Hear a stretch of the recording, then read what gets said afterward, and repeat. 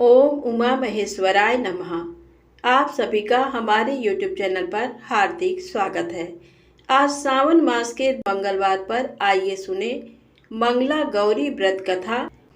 सनत कुमार बोले, हे प्रभु, सर्वप्रथम इस व्रत को किसने किया था और किसको इसका फल प्राप्त हुआ? हे शंभो, जिस तरह से मुझे इसके प्रति निष्ठा हो जाए, कृपा करके वैसे ही बताइए। ईश्वर बोले, हे सनत कुमार, पूर्व काल में कुरु देश में श्रुतकीर्ति नामक एक विद्वान, कीर्तिशाली, शत्रुओं का नाश करने वाला, 64 कलाओं का ज्ञाता तथा धनुर्विद्या में कुशल राजा हुआ था। पुत्र के अतिरिक्त अन्य सभी शुभ चीजें उस राजा के पास थी। अतः वह राजा संतान के विषय में अत्यंत चिंतित हुआ और जब ध्यान पूर्वक देवी की आराधना करने लगा, तब उसकी कठोर तपस्या से देवी प्रसन्न हो गईं और उससे ये वचन बोली, हे सुब्रत, वर मांगो। श्रुतकीर्ति बोला, हे देवी, यदि आप मुझ पर प्रसन्न हैं तो मुझे सुंदर पुत्र दीजिए। हे देवी, आपकी कृपा से अन्य किसी भी वस्तु का अभाव नहीं है। उसका ये वचन सुनकर पवित्र मुस्कान वाली देवी ने कहा, हे राजन, तुमने अत्यंत दुर्लभ वर मांगा है, फिर भी कृपा बस मैं तुम्हें अवश्य दूंगी। किंतु हे राजेंद्र, सुनिए, यदि परम गुणी पुत्र चाहते हो तो वह केवल 16 वर्ष तक जीवित रहेगा, और यदि रूप तथा विद्या से विहीन पुत्र चाहते हो तो दीर्घजीवी होगा। देवी का ये वचन सुनकर राजा चिंतित हो उठा और पुनः अपनी पत्नी से परामर्श करके उसने गुणवान तथा सभी शुभ लक्षणों से संपन्न 16 वर्ष की आयु वाला पुत्र मांगा। तब देवी ने भक्ति संपन्न राजा से कहा, हे नृपनंदन, मेरे मंदिर के द्वार पर आम का वृक्ष है, उसका एक फल लाकर मेरी आज्ञा से अपनी भार्या को उसे भक्षण करने हेतु प्रदान करो, जिससे वह शीघ्र ही गर्भ धारण करेगी, इसमें संदेह नहीं है। प्रसन्न होकर राजा ने वैसा ही किया और उसकी पत्नी ने गर्भ धारण कर लिया। 10वें महीने में उसने देव तुल्य सुंदर पुत्र को जन्म दिया। तब हर्ष तथा शोक से युक्त राजा ने बालक का जात कर्म आदि संस्कार किया और शिव का स्मरण करते हुए उसका नाम चिरायु रखा। इसके बाद पुत्र के 16 वर्ष के होने पर पत्नी सहित राजा चिंता में पड़ गए और वे विचार करने लगे कि ये पुत्र बड़े कष्ट से प्राप्त हुआ है और मैं इसकी दुखद मृत्यु अपने ही सामने कैसे देख सकूंगा। ऐसा विचार करके राजा ने पुत्र को उसके मामा के साथ काशी भेज दिया। प्रस्थान के समय राजा की पत्नी ने अपने भाई से कहा कि कार्पटिक का वेश धारण करके आप मेरे पुत्र को काशी ले जाइए। मैंने भगवान मृत्युंजय से पूर्व में पुत्र के लिए प्रार्थना की थी और कहा था कि हे विश्वेश, आप जगतपति की यात्रा के लिए मैं उस पुत्र को अवश्य भेजूंगी। अतः आप मेरे पुत्र को आज ही ले जाइए और सावधानी पूर्वक इसकी रक्षा कीजिएगा। अपनी बहन की ये बात सुनकर भांजे के साथ वो चल पड़ा। कई दिनों तक चलते चलते वह आनंद नामक नगर में पहुंचा। वहां सभी प्रकार की समृद्धियों से संपन्न वीरसेन नाम वाला राजा रहता था। उस राजा की एक सर्वलक्षण संपन्न युवावस्था प्राप्त मनोहर तथा रूप लावण्यमयी मंगला गौरी नामक कन्या थी। सभी उपमानों को तुच्छ करके सौंदर्य अभिवृद्धि को प्राप्त वह कन्या किसी समय सखियों के साथ नगर के उपवन में क्रीड़ा करने के लिए गई हुई थी। उसी समय वह चिरायु तथा उसका मामा, वे दोनों भी वहां पहुंच गए और उन कन्याओं को देखने की लालसा से वहीं विश्राम करने लगे। इसी बीच विनोद पूर्वक क्रीड़ा करती हुई उन कन्याओं में से किसी एक ने कुपित होकर राजकुमारी को राणा ये कुवचन कह दिया। तब उस अशुभ वचन को सुनकर राजकुमारी ने कहा, तुम अनुचित बात क्यों बोल रही हो? मेरे कुल में तो इस प्रकार की कोई नहीं है। मंगला गौरी की कृपा से तथा उनके व्रत के प्रभाव से विवाह के समय जिसके सर पर मेरे हाथ से अक्षत पड़ेंगे, हे सखी, वह यदि अल्प आयु वाला होगा तो भी चिरंजीवी हो जाएगा। इसके बाद वह सभी कन्याएं अपने अपने घर चली गईं। उसी दिन राजकुमारी का विवाह था। बाहलीक देश के दृढ़धर्मा नामक राजा के सुकेतु नाम वाले पुत्र के साथ उसका विवाह निश्चित किया गया था। वह सुकेतु विद्याहीन, कुरूप तथा बहरा था।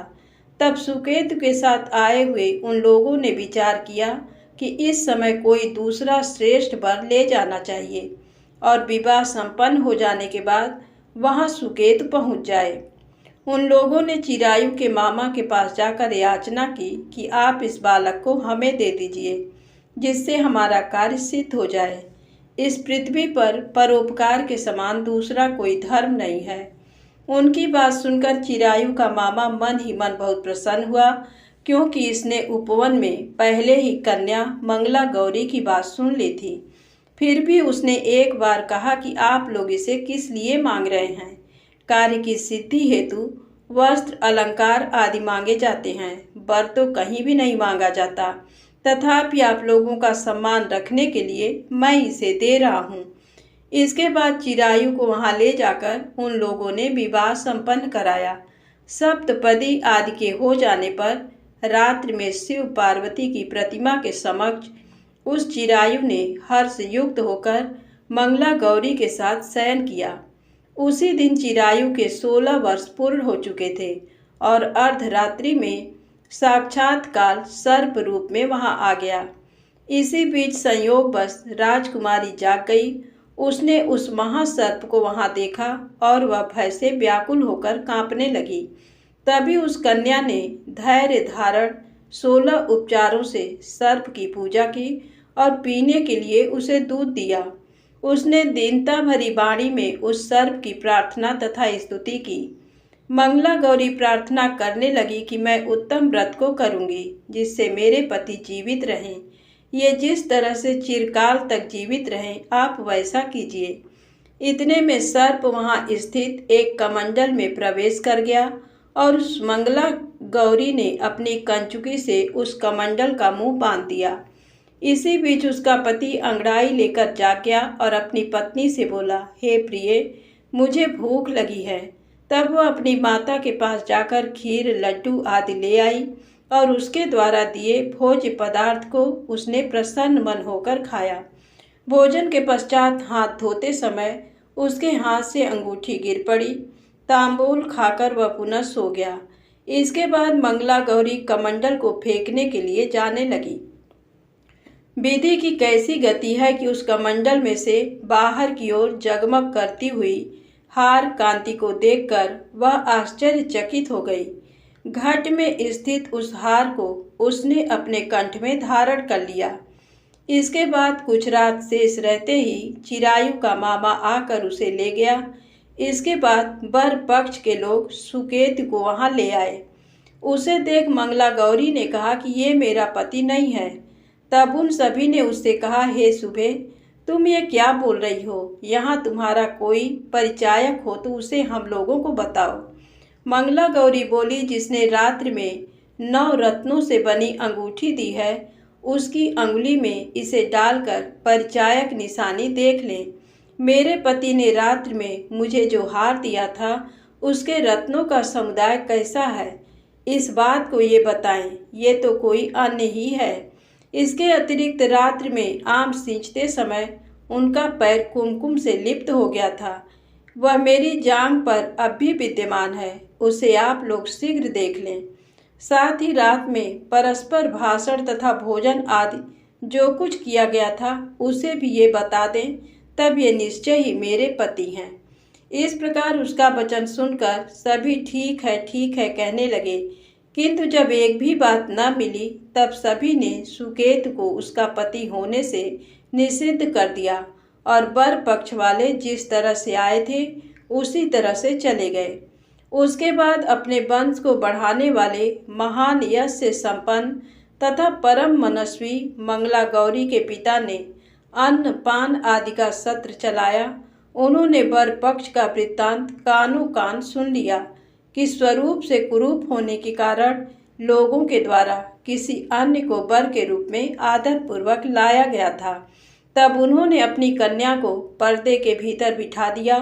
उसके बाद 1 वर्ष बीतने पर यात्रा करके चिरायु अपने मामा के साथ ये देखने आया कि विवाह के बाद वहाँ क्या हुआ।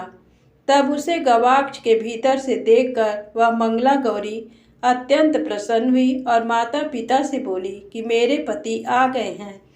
राजा ने अपने सुहित जनों को बुलाकर पूर्व में कहे गए सभी परिचायकों को निशानी को देखकर मंद मुस्कान वाली अपनी कन्या चिरायु को सौंप दी। राजा ने शिष्ट जनों को साथ लेकर विवाह का उत्सव कराया। इसके बाद राजा वीरसेन ने वस्त्र आभूषण आदि सेना घोड़े रथ और अन्य भी बहुत सी सामग्रियां देकर उन्हें विदा किया। उसके बाद कुल को आनंदित करने वाला वह चिरायु पत्नी तथा मामा को साथ लेकर सेना के साथ अपने नगर पहुंचा। लोगों के मुख से उसे आया हुआ सुनकर उसके माता पिता को विश्वास नहीं हुआ। उन्होंने सोचा कि प्रारब्ध अन्यथा कैसे हो सकता है। इतने में वह अपने माता पिता के पास आ गया और स्नेह से परिपूर्ण वह चिरायु भक्तिपूर्वक उनके चरणों में गिर पड़ा। तब अपने पुत्र का मस्तक सूंघ कर उन दोनों ने परम आनंद प्राप्त किया। पुत्रवधू मंगला गौरी ने भी सास ससुर को प्रणाम किया। तब सास उसे अपनी गोद में बिठाकर सारा वृत्तांत शीघ्रता पूर्वक पूछने लगी। हे महामुने, तब पुत्र वधू ने भी मंगला गौरी के उत्तम व्रत महात्म तथा जो कुछ घटित हुआ था वह सब वृत्तांत बताया। हे सनत कुमार, मैंने आपसे इस मंगला गौरी व्रत का वर्णन कर दिया। जो कोई भी इसका श्रवण करता है अथवा जो इसे कहता है उसके सभी मनोरथ पूर्ण हो जाते हैं, इसमें संदेह नहीं है। धन्यवाद। प्रेम से बोले मंगला गौरी माता की जय हो। आप आइए सुने मंगलवार व्रत की पौराणिक कथा। बोलिए हनुमान जी महाराज की जय। व्यास जी ने कहा, एक बार नैमिषारण्य तीर्थ में 80,000 मुनि एकत्र होकर पुराणों के ज्ञाता श्री सूत जी से पूछने लगे, हे महामुने, आपने हमें अनेक पुराणों की कथाएं सुनाई हैं। अब कृपा करके हमें ऐसा व्रत और कथा बताएं जिसके करने से संतान की प्राप्ति हो तथा मनुष्यों को रोग शोक अग्नि सर्व दुख आदि का भय दूर हो, क्योंकि कलयुग में सभी जीवों की आयु बहुत कम है।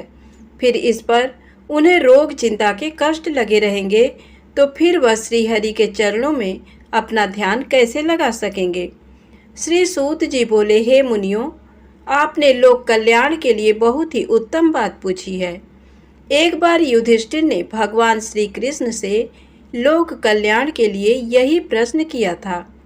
भगवान श्री कृष्ण और युधिष्ठिर का संवाद तुम्हारे सामने कहता हूँ, ध्यान देकर सुनो। एक समय पांडवों की सभा में श्री कृष्ण जी बैठे हुए थे। तब युधिष्ठिर ने भगवान श्री कृष्ण से प्रश्न किया, हे प्रभु नंद नंद गोविंद, आपने मेरे लिए अनेकों कथाएं सुनाई हैं। आज आप कृपा करके ऐसा व्रत या कथा सुनाएं जिसके करने से मनुष्य को रोग चिंता का भय समाप्त हो और उसको पुत्र की प्राप्ति हो। हे प्रभु, बिना पुत्र के जीवन व्यर्थ है। पुत्र के बिना मनुष्य नरकगामी होता है। पुत्र के बिना मनुष्य पितृ ऋण से छुटकारा नहीं पा सकता और न ही उसका पुन्नग नामक नरक से उद्धार हो सकता है। अतः पुत्रदायक व्रत बतलाएं। श्री कृष्ण भगवान बोले, हे राजन, मैं एक प्राचीन इतिहास सुनाता हूँ, आप उसे ध्यान पूर्वक सुनो। कुंडलपुर नामक एक नगर था। उसमें नंदा नामक एक ब्राह्मण रहता था। भगवान की कृपा से उसके पास सब कुछ था, फिर भी वह दुखी था। इसका कारण ये था कि ब्राह्मण की स्त्री सुनंदा के कोई संतान न थी। सुनंदा पतिव्रता थी, भक्तिपूर्वक श्री हनुमान जी की आराधना करती थी। मंगलवार के दिन व्रत करके अंत में भोजन बनाकर हनुमान जी का भोग लगाने के बाद स्वयं भोजन करती थी। एक बार मंगलवार के दिन ब्राह्मणी गृह कार्य की अधिकता के कारण हनुमान जी को भोग न लगा सकी, तो इस पर उसे बहुत दुख हुआ। उसने कुछ भी नहीं खाया और अपने मन में प्रण किया कि अब तो अगले मंगलवार को ही हनुमान जी का भोग लगाकर अन्न जल ग्रहण करेगी। ब्राह्मणी सुनंदा प्रतिदिन भोजन बनाती, श्रद्धा पूर्वक पति को खिलाती, परंतु स्वयं भोजन नहीं करती और मन ही मन श्री हनुमान जी की आराधना करती थी। इसी प्रकार 6 दिन गुजर गए और ब्राह्मणी सुनंदा अपने निश्चय के अनुसार भूखी प्यासी निराहार रही और अगले मंगलवार को ब्राह्मणी सुनंदा प्रातःकाल ही बेहोश होकर गिर पड़ी। ब्राह्मणी सुनंदा की इस असीम भक्ति के प्रभाव से श्री हनुमान जी बहुत प्रसन्न हुए और प्रकट होकर बोले, सुनंदा, मैं तेरी भक्ति से बहुत प्रसन्न हूँ, तू उठ और वर मांग। सुनंदा अपने आराध्य देव श्री हनुमान जी को देखकर आनंद की अधिकता से विह्वल हो श्री हनुमान जी के चरणों में गिरकर बोली, हे प्रभु, मेरी कोई संतान नहीं है, कृपा करके मुझे संतान प्राप्ति का आशीर्वाद दें, आपकी अति कृपा होगी। श्री महावीर जी बोले, तेरी इच्छा पूर्ण होगी, तेरे एक कन्या पैदा होगी, उसके अष्टांग प्रतिदिन सोना दिया करेंगे। इस प्रकार कहकर श्री महावीर जी अंतर्ध्यान हो गए। ब्राह्मणी सुनंदा बहुत हर्षित हुई और सभी समाचार अपने पति से कहा। ब्राह्मण देवकन्या का वरदान सुनकर कुछ दुखी हुए, परंतु सोना मिलने की बात सुनी तो बहुत प्रसन्न हुए। विचार किया कि ऐसी कन्या के साथ मेरी निर्धनता भी समाप्त हो जाएगी। श्री हनुमान जी की कृपा से वह ब्राह्मणी गर्भवती हुई और 10वें महीने में उसे बहुत ही सुंदर पुत्री प्राप्त हुई। ये बच्ची अपने पिता के घर में ठीक उसी तरह से बढ़ने लगी जिस प्रकार शुक्ल पक्ष का चंद्रमा बढ़ रहा है। 10वें दिन ब्राह्मण ने उस बालिका का नामकरण संस्कार कराया। उसके कुल पुरोहित ने उस बालिका का नाम रत्नावली रखा, क्योंकि ये कन्या सोना प्रदान किया करती थी। इस कन्या ने पूर्व जन्म में बड़े ही विधान से मंगल देव का व्रत किया था। रत्नावली का अष्टांग बहुत सा सोना देता था। उस सोने से नंदा ब्राह्मण बहुत ही धनवान हो गया। अब ब्राह्मणी भी बहुत अभिमान करने लगी थी। समय बीतता रहा। अब रत्नावली 10 वर्ष की हो चुकी थी। एक दिन जब नंदा ब्राह्मण प्रसन्न चित्त था, तब सुनंदा ने अपने पति से कहा, मेरी पुत्री रत्नावली विवाह के योग्य हो गई है, अतः आप कोई सुंदर तथा योग्य वर देखकर इसका विवाह कर दें। ये सुन ब्राह्मण बोला, अभी तो रत्नावली बहुत छोटी है। तब ब्राह्मणी बोली, शास्त्रों की आज्ञा है कि कन्या 8वें वर्ष में गौरी, 9 वर्ष में रोहिणी, 10वें वर्ष में कन्या, इसके पश्चात रसवला हो जाती हैं।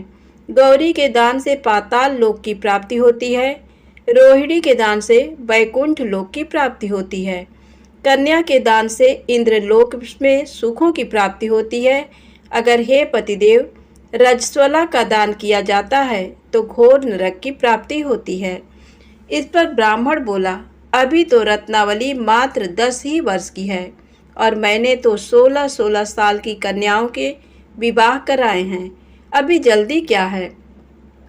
तब ब्राह्मणी सुनंदा बोली, आपको तो लोभ अधिक हो गया। शास्त्रों में कहा गया है कि माता पिता और बड़ा भाई रजस्वला कन्या को देखते हैं तो वह अवश्य ही नरकगामी होते हैं। तब ब्राह्मण बोला, अच्छी बात है, कल मैं अवश्य ही योग्य वर की तलाश में अपना दूत भेजूंगा। दूसरे दिन ब्राह्मण ने अपने दूत को बुलाया और आज्ञा दी कि जैसी सुंदर मेरी कन्या है वैसा ही सुंदर वर उसके लिए तलाश करो। दूत अपने स्वामी की आज्ञा पाकर निकल पड़ा। पंपई नगर में उसने एक सुंदर लड़के को देखा। ये बालक एक ब्राह्मण परिवार का बहुत गुणवान पुत्र था। इसका नाम सोमेश्वर था।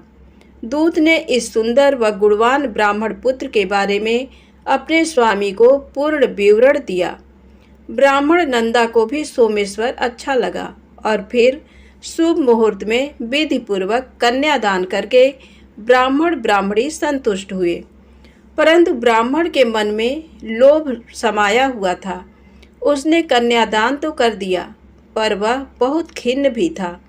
उसने विचार किया कि रत्नावली तो अब चली जाएगी और मुझे इससे जो सोना मिलता था वह अब नहीं मिलेगा।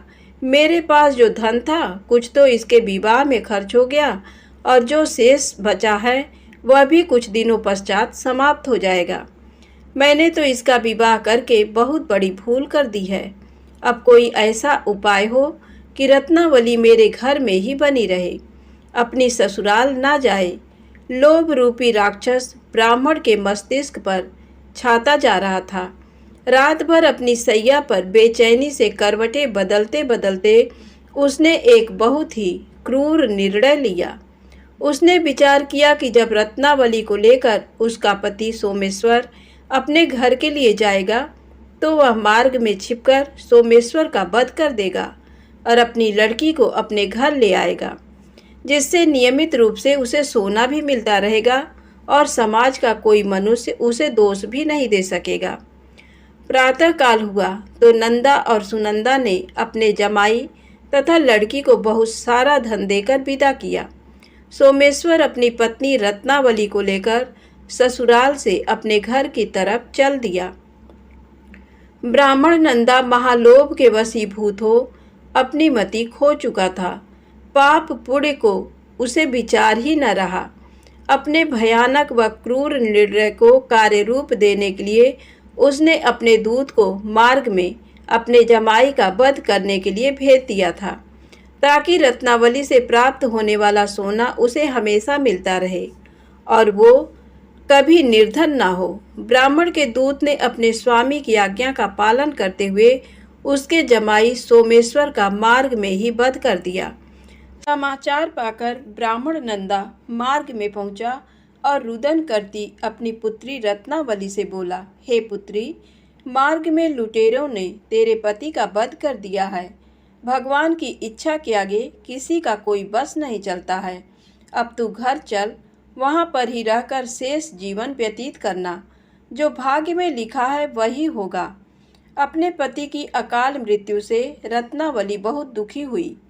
करुण क्रंदन व रुदन करते हुए अपने पिता से बोली, हे पिताजी, इस संसार में जिस स्त्री का पति नहीं है उसका जीना व्यर्थ है।